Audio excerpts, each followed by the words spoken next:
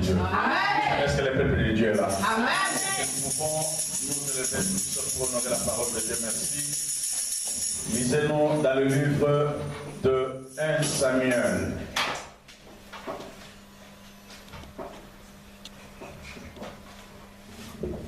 1 Samuel, chapitre 17, commencez par le 10e verset jusqu'au 16e.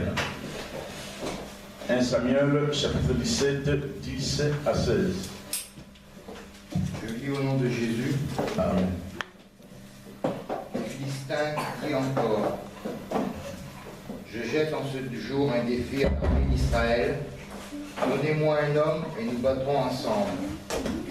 Saoul et tout Israël entendirent ces paroles du Philistin, et ils furent effrayés et saisis d'une grande crainte. Or, David était fils des Phaïciens, de Béthéel et de Juda, nommé Isaïe, qui avait 8 fils, et qui du temps de Saoul était vieux, avancé en âge. Les 3 fils aînés d'Isaïe avaient suivi Saoul à la guerre. Le premier-né de ces 3 fils qui étaient partis pour la guerre s'appelait Eliab, le second Abinadab et le troisième Shama. David était le plus jeune, et lorsque les 3 aînés eurent suivi Saoul, David s'en alla de chez Saoul et revint à Bethléem pour faire paître les brebis de son père. Le Philistin s'avança matin et soir, et il se présenta pendant 40 jours. Amen. Amen. Amen. Amen. Amen. Amen. Est-ce que tu peux saluer ton frère ou bien ta soeur? Là où tu es, déplace-toi, salue ton frère ou ta soeur en lui prononçant une parole de bénédiction. Prononce à ton frère ou bien à ta soeur une parole de bénédiction. Merci. Fixe-lui les yeux, regarde-lui face à face. Prononce-lui une parole de bénédiction pour la gloire de Dieu. Voilà Dieu, il est merveilleux. Il est dit dans la Bible, la parole de Dieu nous dit: il est tout et agréable de frères et sœurs de demeurer ensemble. C'est par là que descend la bénédiction de Dieu. Dieu est merveilleux, il est parmi nous.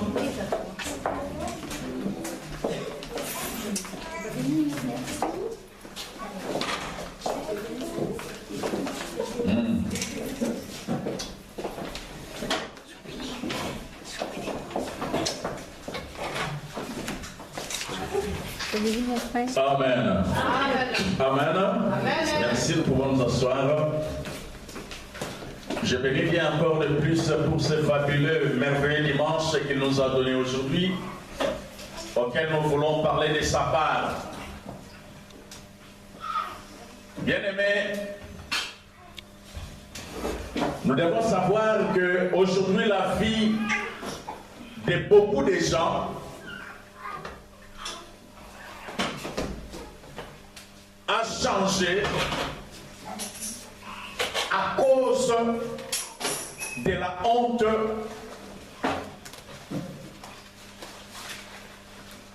qui continue toujours à freiner nos familles, à freiner l'œuvre de Dieu, à freiner nos projets et à freiner peut-être certaines ambitions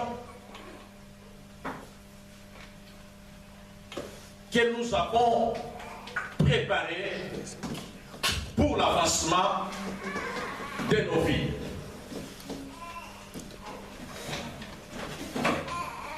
Aujourd'hui, la vie de beaucoup de gens n'avance pas. Pourquoi? C'est parce que la vie de plusieurs est bloquée. C'est parce qu'il y a un esprit qui les a bloqués. C'est parce qu'aujourd'hui, dans la vie, nous devons savoir qu'ici sur la terre, nous avons 3 sortes d'esprits. Nous avons l'esprit supérieur qui est l'esprit de Dieu, le Saint-Esprit. Nous avons l'esprit du diable. Et nous avons l'esprit que j'appelle l'esprit intermédiaire. C'est l'esprit de l'homme. qui est là seulement pour exécuter ou mettre en pratique ce qui vient de l'un de ces deux esprits. La Bible, là où on vient de nous lire, nous raconte une histoire d'Israël à l'époque où le roi Saoul était à la tête d'Israël. Et c'est lui qui fut le premier roi en Israël. Un roi, non selon la volonté de Dieu, bien que c'est Dieu qui a envoyé son prophète Samuel de oindre Saoul comme étant roi. Mais Saoul n'était pas un roi selon la volonté de Dieu, mais c'était un roi selon la volonté des hommes. C'est parce que ce sont les hommes qui les ont demandé. Ils ont demandé à Dieu un roi en Israël. Bien aimé, la Bible nous dit ceci. Dans cette période, les enfants d'Israël avaient un problème avec les Philistins. Les enfants d'Israël avaient un grand problème et un sérieux problème avec les Philistins. Et pour résoudre ce conflit avec les Philistins, il n'y avait qu'une seule solution. C'était que les enfants d'Israël, le peuple israélite et le peuple philistin devaient s'affronter pour une bataille.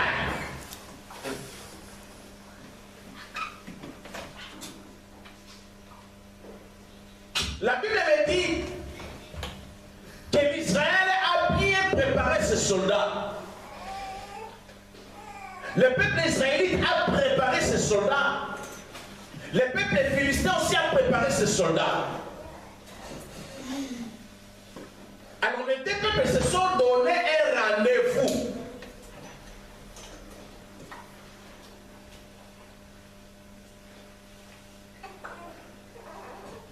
Quelque part où ils devaient s'affronter les deux.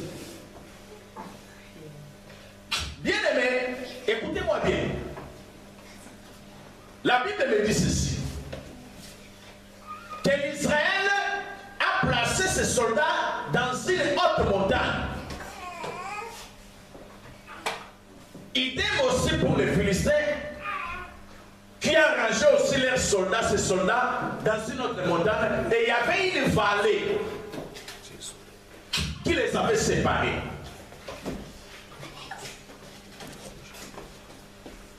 Durant cette période, Israël avait un sérieux problème. Ce qui m'a étonné, c'est que les deux armées, les plus fortes armées de l'époque, les deux, bien aimé, s'étaient placés face à face pendant 40 jours et 40 nuits, sans que personne ne s'approche de l'autre pour commencer la bataille. C'était pourquoi? C'est parce que les Philistins avaient un homme. Le peuple philistin avait un homme qui s'appelait Goliath. Il était un vaillant héros, Goliath. C'était un homme habitué à la guerre. Un homme habitué au combat. Goliath était un soldat expérimenté par la guerre. Goliath était un homme qui avait la connaissance de la guerre et il était tellement doué. C'est parce que durant toute la vie de Goliath, il ne faisait que combattre. Mais ce jour-là, le peuple israélite était là, devant les Philistins. Et les Philistins ont présenté un homme qui s'appelait Goliath.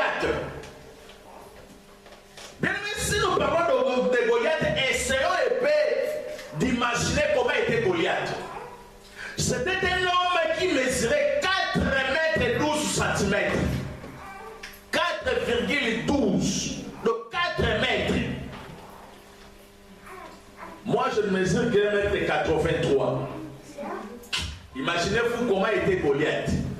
Fois 2 plus quelques centimètres. Du gigantisme qu'avait Goliath. Bien aimé, Goliath portait une cuirasse de combat. Vous connaissez tous la cuirasse. Qui pesait 82 kilos. Parmi nous, il y a des gens qui ne pèsent même pas 82. Rien que la cuirasse de Goliath pesait 82 kilos et sa lance 49 kilos. Sans compter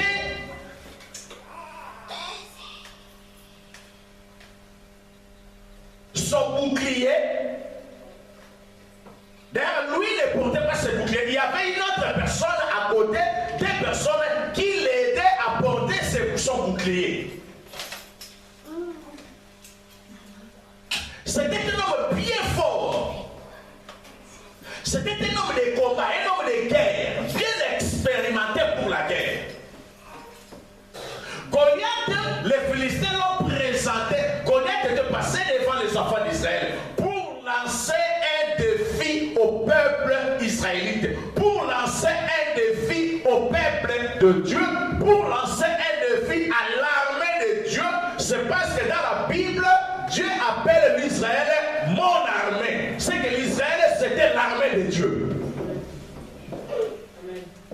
Mais ça m'a étonné, une armée de Dieu créateur du ciel et de la terre. Un Dieu qui a tout créé, mais lui-même est incréé.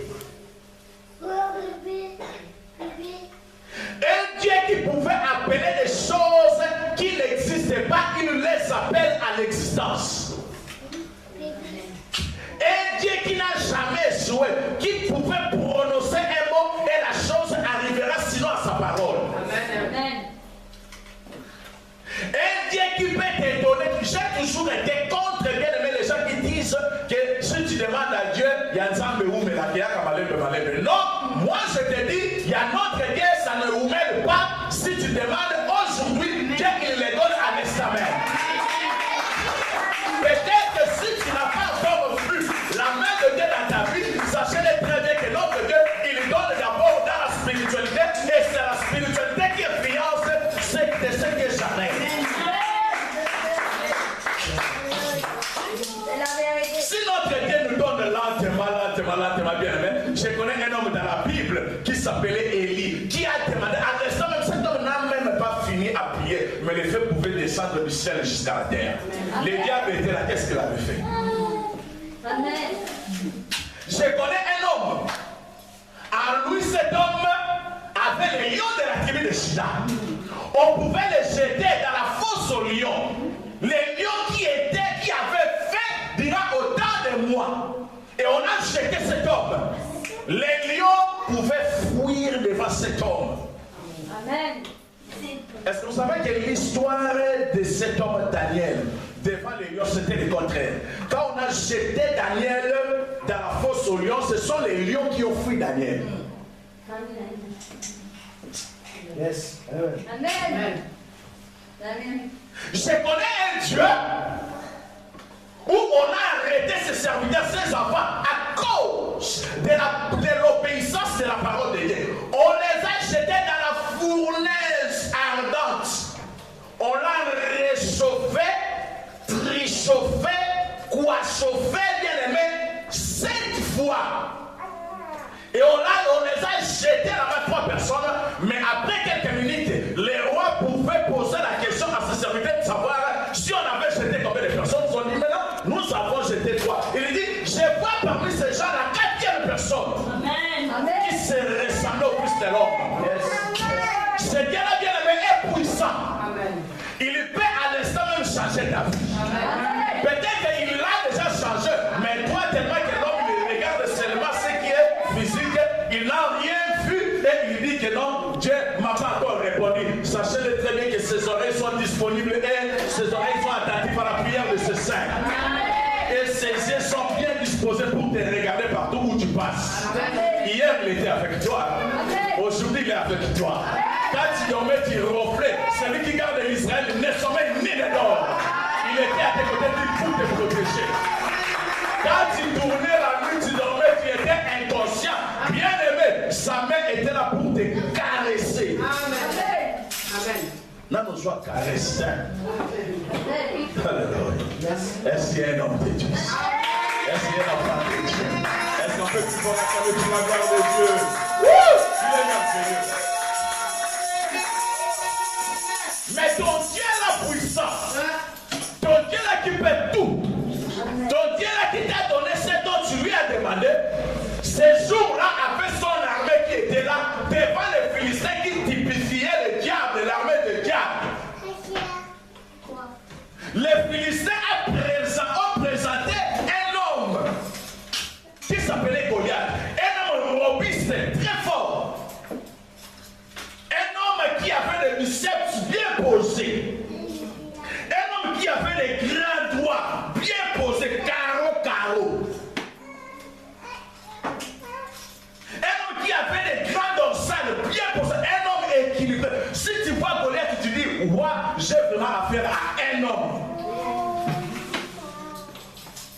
habitué à la guerre. Un homme du sang. Il était là. Goliath s'est présenté devant l'armée de Dieu. Bien aimé, il a lancé un défi. Goliath a dit, l'Israël, pourquoi placez-vous vos soldats devant notre armée? Est-ce que qui est fort parmi vous? Nous voulons aujourd'hui que votre armée, l'armée de Dieu, si elle est la plus forte, qu'elle présente un homme. Moi, je fais partie, je suis le représentant de mon armée. Je suis là. Que votre armée aussi présente un homme. Et nous allons lutter avec cet homme. Nous allons nous affronter. Si votre représentant me bat, nous serons assujettis par vous. Mais si je bats moi, votre soldat, c'est vous qui serez assujettis. Bien aimé, la Bible me dit que cet homme, Goliath, a lancé un défi durant 40 jours, 40 nuits, matin et soir. Il s'est présenté devant les enfants d'Israël pour dire que celui qui est le plus fort, qu'il vienne, c'est qu'il se présente devant moi. Bien aimé, la Bible me dit ceci. Et Saoul et le chef d'état-major israélite et les soldats israélites et tout le peuple d'Israël avait peur. Mais la peur a commencé par Saoul. La peur a commencé par Saoul. Jésus-Christ nous dit, si tu vas dans une maison, un voleur, s'il arrive dans une maison où il veut voler, puis à la maison, il cherche d'abord l'homme le plus fort, la tête de la maison. Et quand il prendra cette tête, il maîtrisera la tête. Tous les membres du corps seront à sa disposition. Il pourra faire tout ce qu'il veut. C'est ce qui fait que, bien aimé, je vois dans la Bible, le serpent, quand il est venu, l'objectif des serpents, ce n'était pas la femme Ève. L'objectif du serpent, c'était de faire tomber. C'est lui qui a reçu le subtil éternel. C'était l'homme. Mais comme l'homme était l'image parfaite de Dieu, le diable n'a pas pu. Il dit, mais non, il faut que je commence. Maintenant, je vais aller à la deuxième personne. Je vais essayer un peu la deuxième personne. C'est ce qui fait que j'ai toujours conseillé aux femmes de serviteurs de Dieu. C'est parce que quand le diable vient, il commence par la tête. Et s'il ne trouve pas la place, il vient à la personne la plus proche de celui qui a reçu les rêves de Dieu.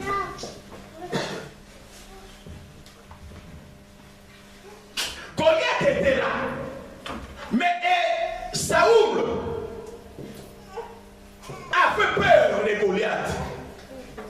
Et pourtant, bien aimé, avant la consécration de Saoul comme roi, la Bible me vante de la beauté de Saoul et de sa force. Saoul était un homme fort, un homme beau, un homme intelligent. Mais ça m'a étonné devant Goliath, Saoul ne pouvait rien dire. Saoul ne pouvait rien dire. Goliath est la seule et dira 40 jours. Jésus Jéna dira 40 jours. Dieu a fait pleuvoir à l'époque de Noé, dira 40 jours. Comme dans la mathématique, 0 n'est pas un chiffre, c'est que dira 4 jours. Prophétiquement. Et comme dans la Bible, 0 c'est l'absence de la vie, donc 4.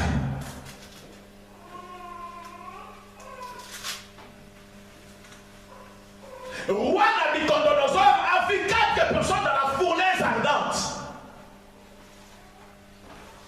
La lignée de Jésus par Israël, ce fut Judas, la 4e personne parmi les fils de Jacob.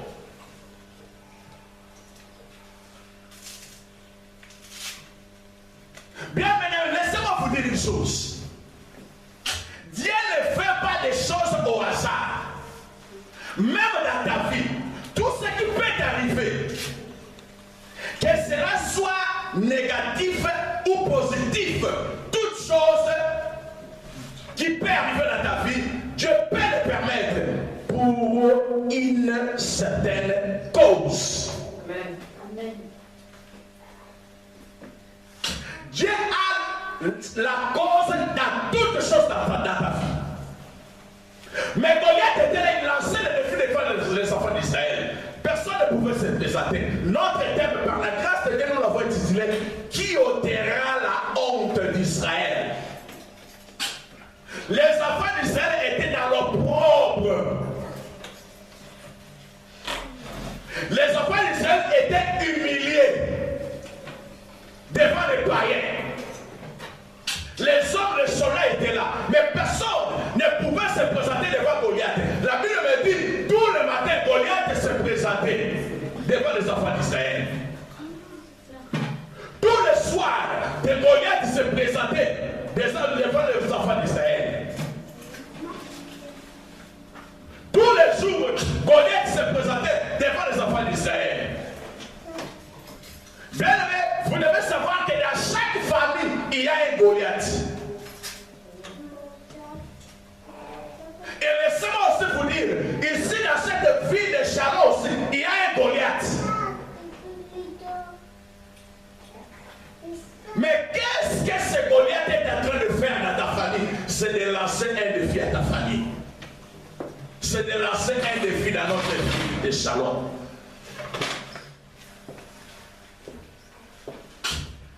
Goliath, tous les matins, il lançait un défi. Tous les soirs, il lançait un défi. Quelqu'un pouvait dormir et se réveiller. Il dit, je fais un rêve. On me demande, quel est le rêve que tu avais? Il dit, j'ai rêvé de Goliath.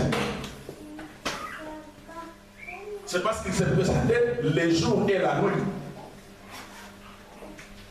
Tu pleures dans ton sommeil, on te réveille. Pourquoi tu pleures? Il dit, j'ai rêvé de Goliath. Tout le monde rêvait de Goliath. Il était là.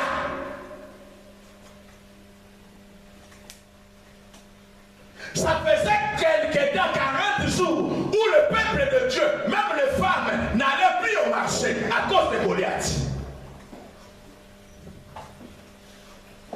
Les enfants ne partaient plus à l'école à cause de Goliath. Goliath était là. Rien ne pouvait se faire en Israël et rien ne pouvait marcher en Israël. C'est parce que Goliath était là. Un obstacle.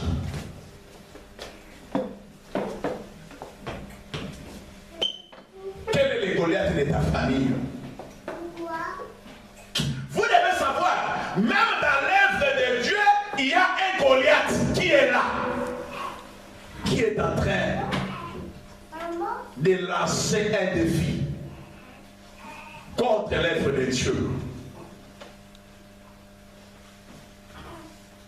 Laissez-moi te dire, si toi tu dors, mais Goliath ne dort pas, c'est parce qu'un esprit ne dort jamais. C'est le corps qui dort, c'est parce qu'il travaille, il peut se fatiguer. Mais le Goliath, c'est un esprit. Il ne dort jamais. Les enfants d'Israël étaient dans la honte. Le roi Saül a lancé un défi dans les journaux, dans les télés, dans les radios. Il a lancé un défi, il a lancé plutôt un prime. La question c'était, c'est lui qui affrontera Goliath en Israël. On lui donnera la fille de Saül, qui s'appelait Melka, une fille. C'est lui qui enlèvera la honte en Israël, qui affrontera Goliath. On élèvera sa famille. Sa famille sera élevée, honorée. C'est lui qui enlèvera la honte en Israël en affrontant, bien aimé, Goliath. Celui-là sera orné d'honneur. On lui donnera tout honneur. Durant 40 jours, Goliath lançait le défi en Israël. Personne ne pouvait. Et tout le monde parlait de Goliath. Tout le monde parlait de Goliath. Mais bien aimé, il y avait une famille reculée avec des reines. Il y avait un père qui s'appelait Isaïe. Cet homme avait 8 enfants. Et parmi ces 8, les 3 premiers nés étaient partis dans la guerre. Ils étaient là dans la guerre parmi les soldats. C'était Eliab, Abinadab et Shama. Ils étaient là aussi devant Goliath. Mais personne parmi eux ne pouvait sortir. Mais leur fils cadet, son père là-bas, ne lui faisait même pas attention. Il a appelé, c'est parce que lui il était dans la brousse en train de paître les brebis, les troupeaux de la famille. Il l'a appelé pour lui dire, il s'appelait David. Un homme très court, de par sa taille. Son père l'a appelé, il lui dit, prends ce pain, amène ce pain à tes frères qui sont là-bas au fond des batailles. Prends aussi tous ces jambons, fromage. Va donner à leur responsable de guerre. Tu lui donneras ces fromages. Ça m'a étonné. Leur papa a envoyé David d'aller donner des fromages aux responsables de guerre. C'était une corruption indirecte. C'était pour dire que, souviens-toi de moi, je n'ai que ces 3 enfants-là. Donc ne les mettez pas à la première position. Il faut que tu les mettes au moins à la dernière position. Quand tu auras la guerre, ils peuvent se sauver un peu. Il les a donné des fromages. Et David a fait comme son père lui a dit. Il est allé là-bas. Il s'est vu avec les responsables. Il lui a donné du fromage. Il donna aussi à ses frères. Mais David a entendu quelque chose. Les gens murmuraient, les gens parlaient. David a demandé qu'est-ce qui se passe. David n'avait pas encore fini de poser sa question. Il y avait un homme qui a lancé sa face, c'était le géant Goliath. Qui est le plus fort en Israël? Je suis là. C'est lui qui combattra avec moi et qui me vaincra. Mon peuple philistin sera assujetti par vous. Mais si moi, je n'ai pas la personne que vous allez présenter, votre peuple israélite sera assujetti. Il sera notre esclave. Bien aimé, David a entendu cela. C'était un petit mais un têtu. Bien aimé, l'onction de Dieu ne dépend pas de la taille ni de l'âge. Le choix de Dieu ne dépend pas de l'argent. Il y a un homme qui m'a dit que non, j'ai vu telle personne. Dieu l'a élevé. Moi, je dis comment Dieu a su qu'il est élevé. Il dit qu'il a, maintenant, là, au moment où nous parlons, il a beaucoup d'argent. Dieu l'a élevé. Bien aimé, l'élévation de Dieu ne dépend pas des moyens financiers. Si l'élévation de Dieu dépendait des moyens financiers, pouvons-nous dire Maïkarien, tout ça, sont élevés.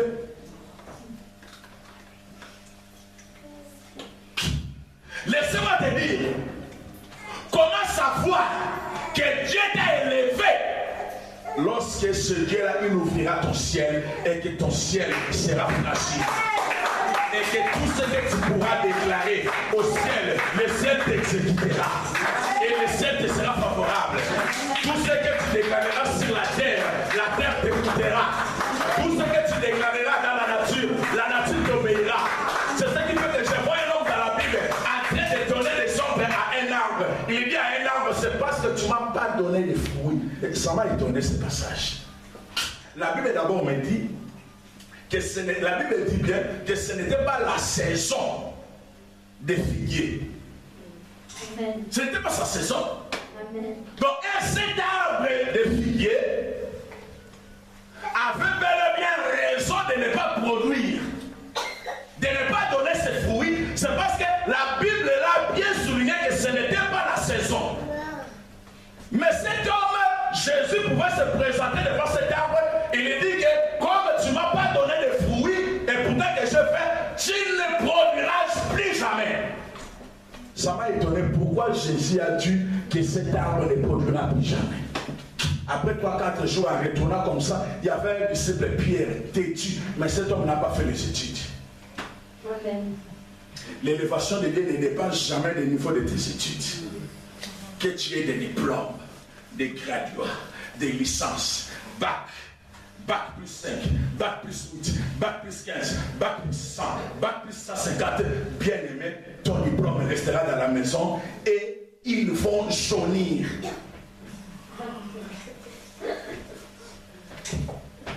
Le vrai diplôme, c'est avoir le Saint-Esprit en soi. Amen. Le monde a changé. Dans l'ancien temps, c'était qu'un homme, si tu as des diplômes, ta famille est fière de toi. Aujourd'hui, toutes les familles sont fières des gens qui ont le Saint-Esprit. Amen.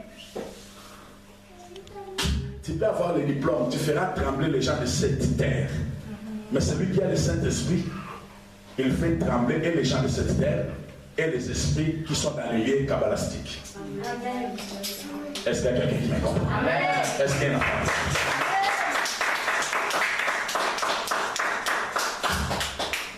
David était là. Il a attendu. Il parle.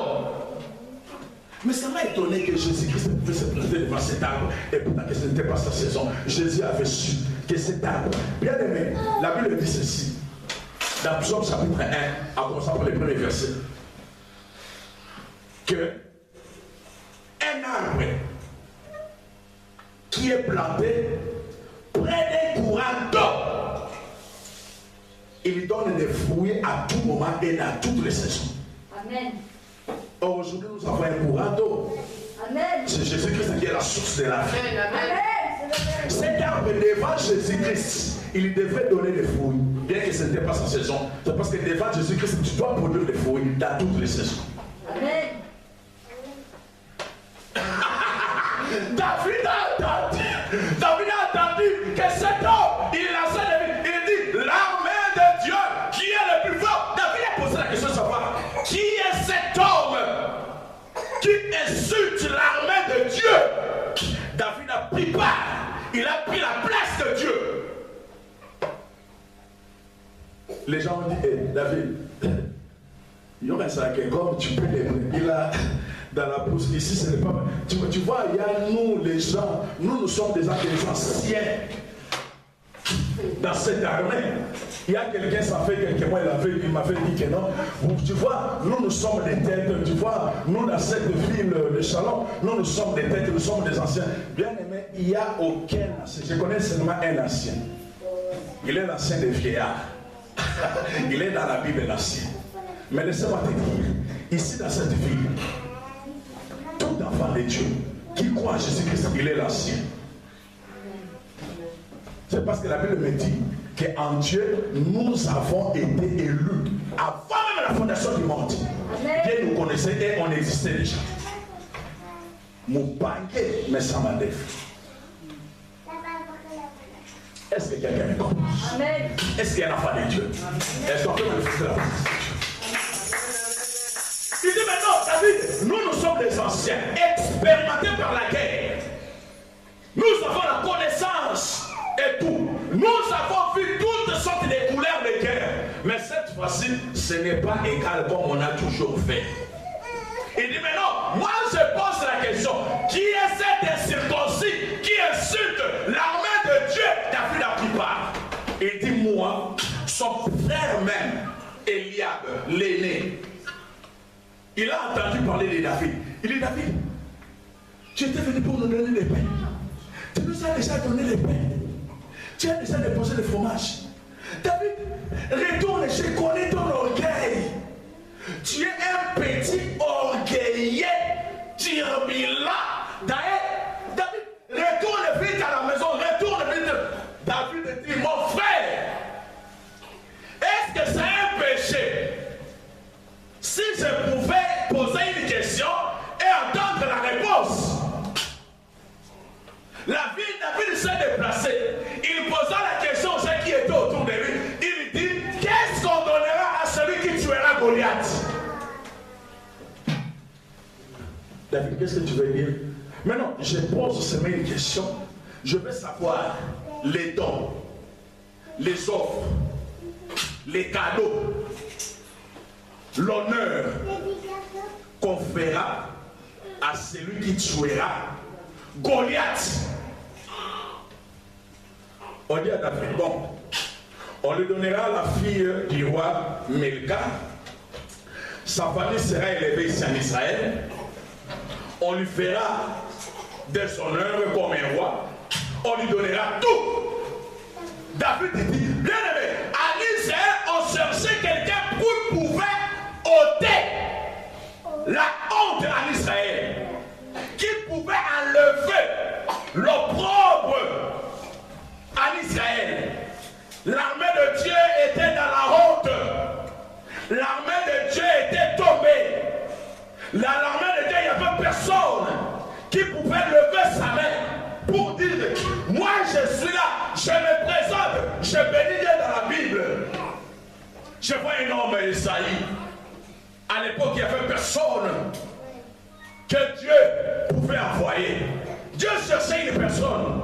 Il dit, qui enverrai-je? Qui marchera devant nous? Qui peut faire notre travail? J'ai besoin d'une personne. Mais bien aimé, cet homme Goliath, cet homme Esaïe, un humble serviteur, il s'est levé.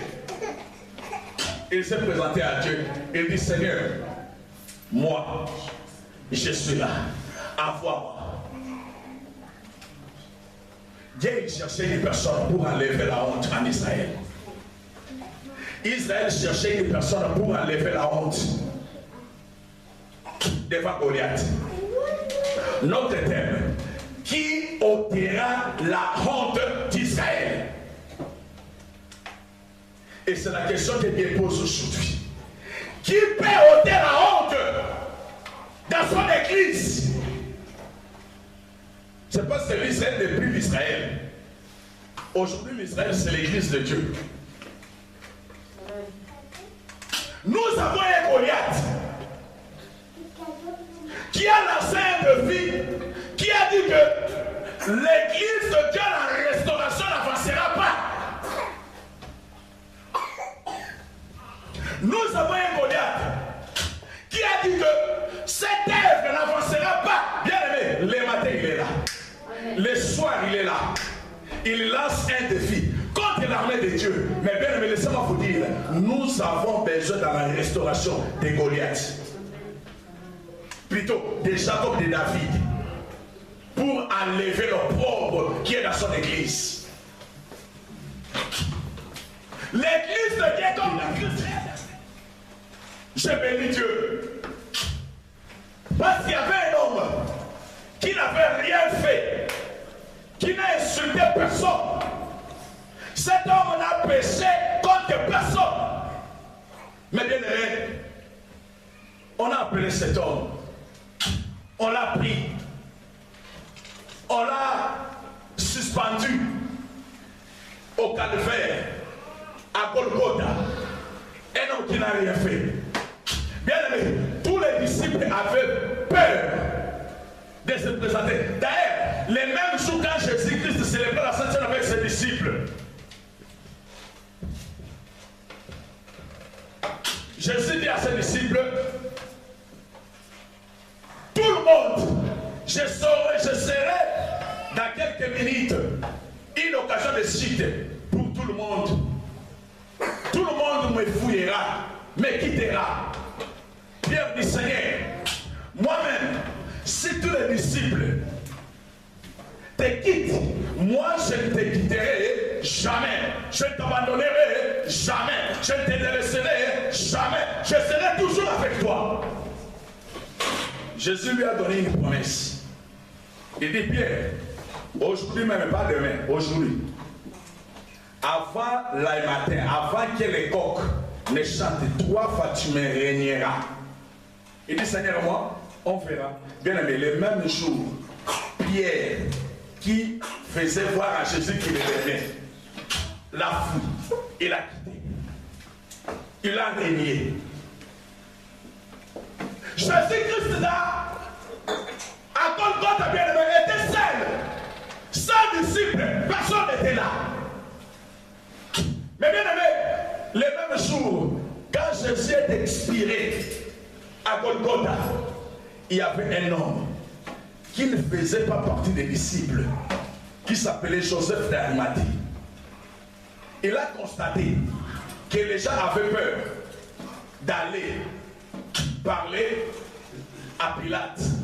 Il a demandé à Pilate, c'est parce que c'était un homme de distinction qui avait des moyens. Il dit à Pilate, Seigneur, maître, je vois le corps de cet homme que vous avez souhaité, vous avez voulu sa mort. Il est déjà mort. Il est là, à Golgotha. Donnez-moi seulement l'autorisation. Comme il est déjà mort, je veux seulement l'enterrer.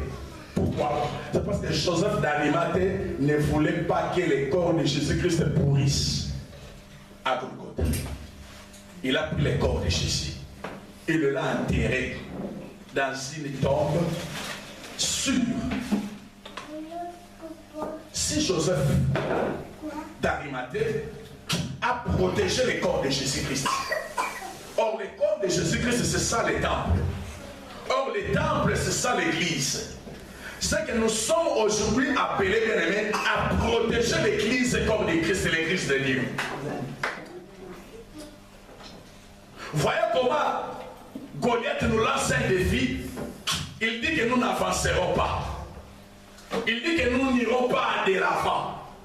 Il dit que vous resterez là. Mais aujourd'hui, Dieu, il pose une question. Qui ôtera la honte de son église? Qui ôtera l'opprobre qui est en Israël? Qui enlèvera? Qui arrêtera cet écoulement du sang? Qui est cet homme capable qui dira que j'accepte de donner ma vie pour cette œuvre? Qui est cet homme capable? Qui est cette femme capable? Qui peut se présenter? Il dit que moi je suis là, et le Seigneur, le Dieu d'Abraham, le Dieu d'Isaac, le Dieu d'Israël, qu'il fasse de moi ce qu'il trouve bon. J'accepte aujourd'hui de donner mon corps, mon esprit, mon âme pour l'avancement de son œuvre. Qui est cet homme? Amen. Qui est cette femme? Amen. L'Église en a besoin. L'Israël en a besoin. Aujourd'hui, je sais très bien, je sais que tu as beaucoup de priorités, je sais très bien, je le sais. Tu as beaucoup d'urgence, je le sais. Je sais que ton enfant, tes enfants, ils sont plus valeureux que l'œuvre de Dieu. Je le sais très bien. Ton mari, ta femme, je sais très bien. Il est plus importante que l'œuvre de Dieu. Je le sais. Je sais que ta maison, elle est très belle. Je sais que tu aimes beaucoup ton corps. Je sais très bien, plus que l'œuvre de Dieu. Mais aujourd'hui, il y a seulement une seule question. Je sais que tu as des projets seulement pour ta vie. En regardant tes projets, sur 100% de tes projets, c'est seulement pour l'avancement de ta vie. Aucun projet pour l'avancement de l'œuvre de Dieu. Je le sais très bien, mais seulement il y a une question. Qui peut enlever la honte dans l'église de Dieu? Celui-là, Dieu se souviendra de lui. Celui-là, son nom sera inscrit dans le livre des vies. Celui-là, les jours où le roi Assuérus, il sera dans son siège, en train de se reposer, il y aura quelqu'un, son secrétaire à côté, en train de lui lire, de lui faire la lecture de tous les gens qui ont fait des bons actes, des bonnes actions dans son pays. Et ce jour-là, on s'est souvenu de Mardochée qui était déjà oublié. Pourquoi? C'est parce que cet homme Mardochée a enlevé la honte. Il a sauvé la vie de son roi. Amen. Joseph d'Arimathée a dit, vous l'avez déjà tué, il est mort, c'est tout ce que vous voulez. Mais maintenant, donnez-moi seulement son corps. Je n'ai pas besoin qu'il pourrisse. Bien aimé, Joseph d'Arimathée a accompli la prophétie biblique. C'est parce que si cet homme n'avait pas enlevé, il avait seulement laissé les corps de Jésus-Christ pourrir là-bas à Golgotha, Jésus ne pourrait pas être ressuscité. Je pense que les choses mystiques s'opèrent en mystique. Il ne pouvait pas être ressuscité là-bas à Golgotha. Il a fallu qu'il soit quelque part. Et bien aimé, les docteurs sont venus. Ils ont dit, mais non, il faut qu'on constate sa mort. On doit voir si vraiment il est mort. Ben mais il y avait un soldat qui a pris son épée. Il dit que mais non, est-ce qu'on peut chercher vraiment un bâton épée, un peu plus long de 2 mètres comme ça, mais de 3 mètres. Il dit, mais non, on va chercher. On lui a cherché un bâton de 2 mètres 85. Il lui dit, je vais constater si cet homme est mort. Bien aimé, la Bible me dit, il prend de son épée, il a percé Jésus-Christ à côté. C'était une erreur. Bien aimé, laisse-moi te dire que dans la vie, il y a des bonnes erreurs. Le diable a eu raison de te faire ce qu'il t'a fait. Lui ne sait pas que ce qu'il te fait aujourd'hui, le blocage qu'il te bloque, le freinage qu'il te fait, tout ce qu'il te fait, bien aimé, c'est pour te préparer un avenir meilleur et un avenir d'élévation pour ta vie. Amen. Dieu peut permettre que tout le mal du monde t'arrive pour t'élever. C'est parce que celui qui est déjà élevé, on ne peut jamais l'élever. C'est ainsi que Dieu a regardé un homme qui s'appelait Job. Il dit que, bien aimé, en le regardant, il l'aima. Il dit, je vais élever cet homme. Mais comment pourrais-je l'élever? Moi, je n'ai jamais élevé celui qui est déjà élevé. C'est parce que Job était déjà élevé. Il avait beaucoup d'argent. Dieu dit, mais non, moi, je n'ai qu'un seul principe. C'est ainsi que, bien aimé, dans la vie, ne te présente pas avec ce que tu n'en as pas. Présente-toi tel que tu es. Et tu resteras. Amen. Il regarda cet homme, il l'aima. Cet homme qui était déjà élevé, il dit, mais moi je peux bénir cet homme, il marche devant ma face, malgré ses possibilités, malgré ses moyens, malgré qu'il s'habille très bien, malgré que dans toutes ses contrées, il n'y a aucun homme riche comme lui, mais je veux le bénir. Que ferais-je? Je vais pousser le diable à toucher à sa vie, afin que cet homme soit humilié. Et quand le diable humiliera, moi je le ferai. Quand le diable tuera, moi je ressusciterai. Quand le diable insultera, moi je louerai. Quand le diable il dit que tu n'es plus devant la face de Dieu, c'est à ce moment-là que Dieu dit je commence à te voir. Quand le diable dit que c'est fini pour toi, bien aimé, c'est à ce moment-là que Dieu dit maintenant je vais commencer à opérer dans ta vie. Bien aimé, laissez-moi te dire prophétiquement, tu arrives à un stade où Dieu veut commencer à élever petit à petit ta vie. Amen. Et cela a déjà commencé spirituellement. Amen. Ça reste à ce que les gens de ce monde les palpent. Et tu palperas, tu vas palper à la bénédiction céleste de ton Seigneur. Amen. Car il est mort sur la croix. Il est mort à Golgotha pour toi. Amen. Pas pour vous deux, seulement pour toi. David a accepté d'enlever la honte. Joseph d'Arimathée a accepté d'enlever la honte de Jésus. Je pense que je vais seulement vous dire une chose. À Golgotha, quand on a cloué Jésus, Dans des photos, on a toujours mis Jésus avait une petite, je ne sais pas si c'est rideau, panne, essuie, je ne sais pas, mais bien aimé, Jésus-Christ à Golgotha était nu comme naissent les bébés.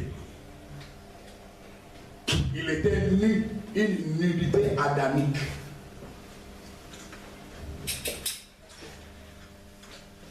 Mais Joseph a dit, mais le corps de maître, l'église de Dieu ne peut pas rester nue comme ça. Il faut que j'enlève la honte. Il n'a pas eu peur. Il s'est présenté devant les gouverneurs. Pilate. Il dit, vous l'avez déjà tué. Et vous avez constaté sa mort. En le perçant ici, ils ont fait une bonne erreur.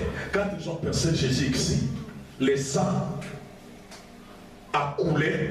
C'est le jour où l'église a fait le mariage avec Christ. Amen. C'est parce que Adam dit cette fois-ci, ça c'est l'os des maisons, chair de ma chair, on l'appellera femme. C'est parce qu'elle vient des maisons.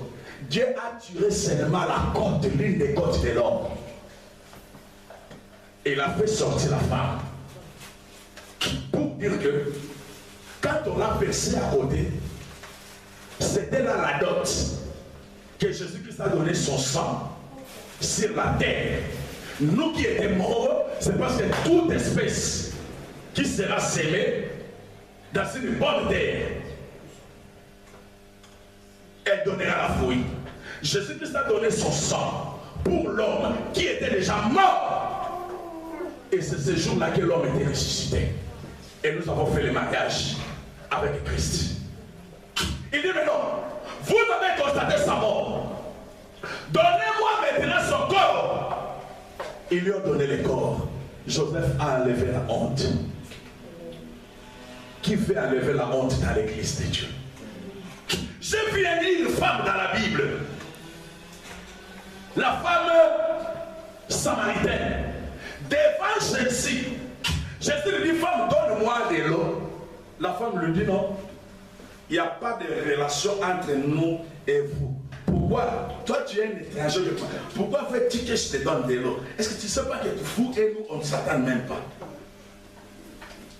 Jésus lui dit, femme, si tu connaissais le nom de Dieu, et qui est celui qui t'a dit, donne-moi à boire? C'est toi qui lui aurais demandé à boire et il t'aurait donné de l'eau vive.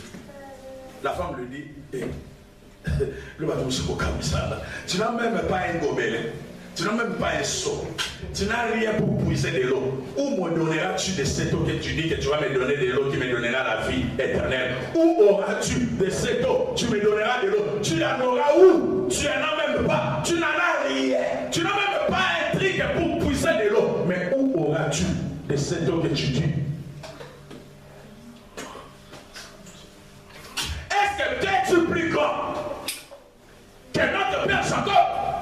Bien aimé, la femme commence à vanter de son Jacob. Elle commence à élever son Jacob. Elle dit, tu n'es pas plus grand que mon père, Jacob. Or, Jacob qui était déjà décédé, mort, enterré, ça fait des siècles passés. Mais la femme continue toujours à vanter de Jacob. Si la femme a vanté son nom, le nom de son pays, Jacob, qui est Israël, il a vanté de son père, son arrière-père, c'est qu'aujourd'hui, ça ne serait pas un péché si nous vantons sur les disciples de Dieu qui nous ont donné la vie par cette parole. La femme, devant Jésus, a enlevé même la honte de sa ville de Samarie. Et aujourd'hui, nous avons besoin des gens. C'est lui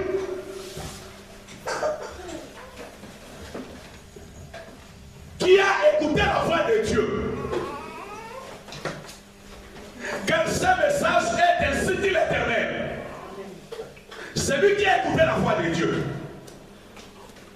Et aujourd'hui, il va prendre la décision en disant que moi, j'accepte, quoi qu'il arrive, de sauver l'église de Dieu.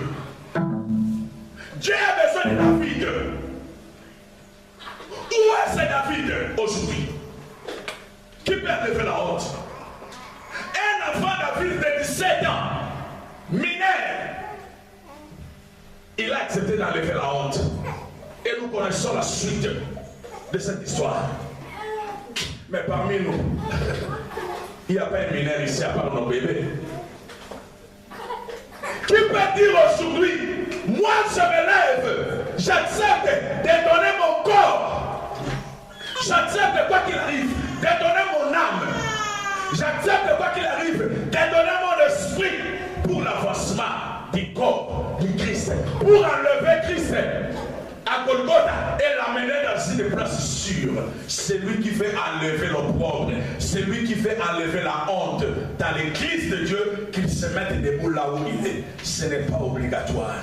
Mets-toi seulement debout là où tu es et nous allons prier.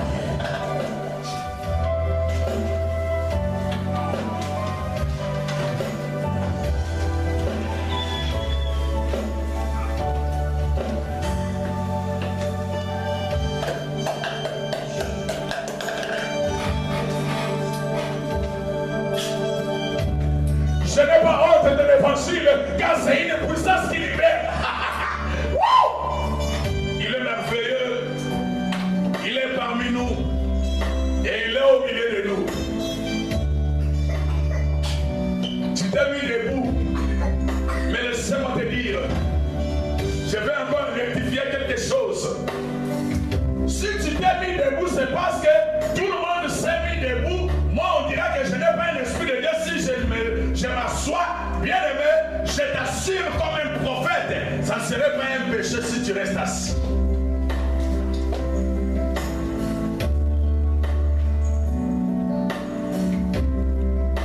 Mais si tu t'es mis debout, c'est parce que l'esprit de Dieu qui est à toi t'a stimulé, t'a poussé, t'a motivé et t'a dit de te mettre debout. Gloire à Dieu. Nous allons prier ensemble.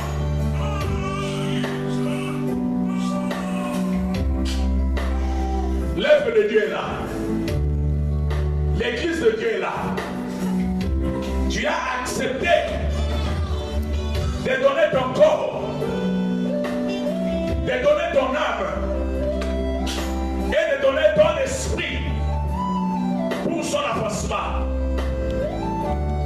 Sois concentré, bien-aimé. Ne vois pas les gens qui t'entourent.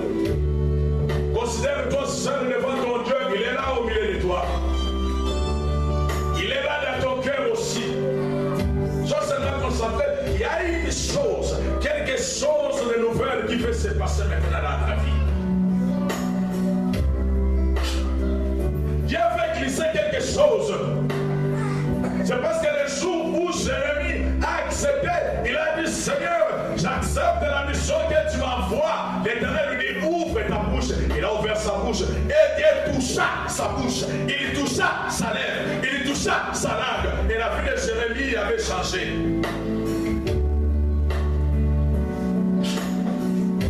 Le jour où Jean a accepté, il dit, Seigneur, je suis prêt à écrire toutes les prophéties que tu me donneras de l'Apocalypse. Bien-aimé, c'est ce jour-là que Dieu lui dit, ouvre ta bouche. Il dit, j'ouvre ma bouche. Et Dieu a pris un rouleau, il lui donna ce rouleau, il avala ce rouleau. Sa vie avait changé le même jour. Moïse, lorsqu'il a accepté, Dieu lui dit, Moïse, va. Bien-aimé, après la montagne des rencontres avec Dieu, la vie de Moïse avait changé. Et c'est ce que Dieu veut faire maintenant dans ta vie. Comme tu as accepté de donner ton corps, c'est qu'à tout moment, si Dieu a besoin de faire quelque chose dans cette église, ton corps sera disposé, ton esprit sera disposé, ton âme aussi sera prête sous cette adoration. Tu vas remercier Dieu. Tu dis, Seigneur, merci. Remercie Dieu pour sa parole. Et tu diras à Dieu, Seigneur, mais voici, je me laisse à toi. Fais de moi ce que tu veux. Dans mon esprit, dans mon âme, dans mon corps, fais de moi ce que tu veux. Je suis là. Viens dans ma vie. Fais de moi ta volonté. Élève maintenant ta voix. Tu vas prier à Dieu. Alléluia. Viens prier à Dieu. Il est là, il t'écoute maintenant. parole. Dieu qui connaît très bien l'état de ton âme, c'est lui qui t'a donné cette parole. Il le sait pourquoi. Moi-même je l'ignore, mais lui le sait. Alléluia.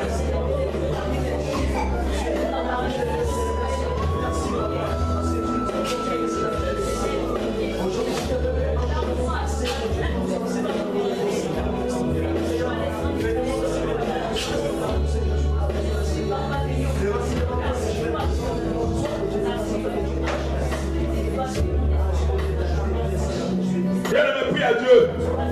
Dis à Dieu, Seigneur, me voici. Fais de moi ta volonté. Bien-aimé, demande la volonté de Dieu dans ta vie. Que ce Dieu-là, qui t'a amené ici aujourd'hui dans ce lieu, c'est lui qui t'a parlé.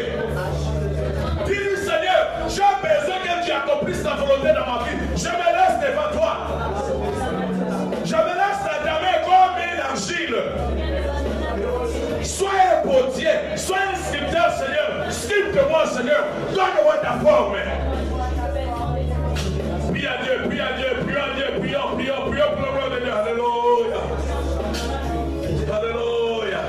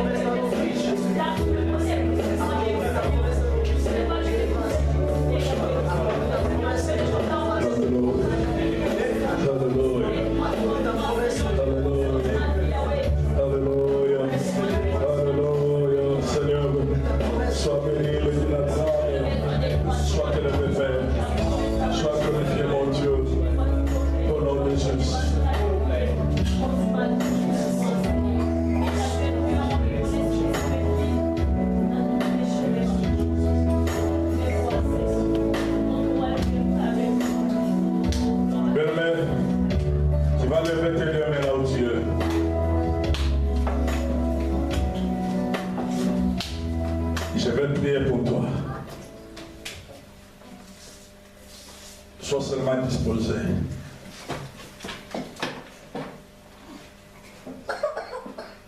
Rapa soyata maike. Korea koto soto robo yo koto shike ma dispo ayada baba yako. Reba dispo. Idara bizoyata maati. Keriata maike yo to soto riba soyata maetispa. Seigneur, le Dieu d'Abraham, le Dieu d'Isaac, le Dieu d'Israël, j'ai donné ta parole telle que tu me l'as donnée. Il est là ton peuple. Seigneur, tu m'as dit, quand tu m'as appelé, que tout cela que je bénirai sera béni. Et tout cela que je retiendrai sera retenu. Avec un cœur grandement ouvert, Seigneur, je bénis cette parole qui est entrée maintenant dans le cœur de ton peuple. Je crois fermement, avec assurance, que cette parole vient de tomber dans une terre bien labourée et une terre fertile. Elle donnera sûrement la vie dans la vie de ton peuple et dans la vie de cette église. Seigneur Père, que ta main maintenant, mon Dieu, perce le cœur de ce peuple. Rentre maintenant dans le cœur de ce peuple. Comme tu as changé la vie d'Ésaïe, tu as changé la vie de Jérémie, tu as changé la vie des gens. Seigneur, change aussi la vie de mon frère, de ma soeur, qui a accepté de donner ou de mettre toutes ces machines en marche pour l'avancement de ton corps qui est cette église. Tous, tous, tous, tous, tous, tous, tous, sanctifie Seigneur,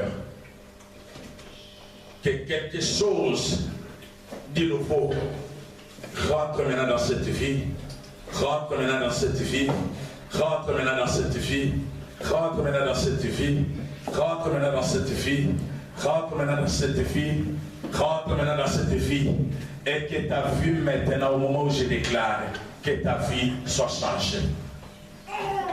Que l'Éternel Dieu te dispose et que tu sois une grande bénédiction pour cette œuvre. Que l'Éternel Dieu te dispose et que tu sois une grande bénédiction pour son corps. Qu'il te dispose, qu'il t'utilise puissamment. Que les dons spirituels visitent ta vie. Visite ta vie. Visite ta vie. Visite ta vie. Que des charismes visitent ta vie. Visite ta vie. Visite ta vie. Visite ta vie. Et que tout ce qui était tombé dans sa vie, tout ce qui était mort dans sa vie, tout ce qui était détruit dans ta vie, spirituellement, soit restauré, soit restauré, soit restauré, soit restauré, soit restauré, soit restauré, soit restauré. Au nom de Jésus-Christ. Rabbi Soyata Maïkéako. Nous te bénissons le Dieu d'Abraham. Nous te sommes reconnaissants, Père. Nous te glorifions, Seigneur, parce que tu es merveilleux, mon Dieu. Au nom de Jésus. Bien-aimé, ouvre ta bouche là où tu es. Commence à adorer Dieu, c'est parce qu'il est merveilleux pour toi. Commence à adorer Dieu, c'est parce qu'il vient de changer ta vie. Commence à adorer Dieu, c'est parce qu'il vient d'introduire quelque chose dans ta vie. Commence à adorer Dieu, c'est parce qu'il vient de restaurer ta vie. Commence à adorer Dieu, c'est parce qu'il est merveilleux dans ta vie. Commence à adorer Dieu, c'est parce qu'il y a quelque chose de nouveau qui a visité ta vie. Commence à adorer Dieu, c'est parce qu'à la tête de ce jour, il a métamorphosé ta vie et il veut maintenant te faire marcher dans une autre vision au nom de Jésus-Christ.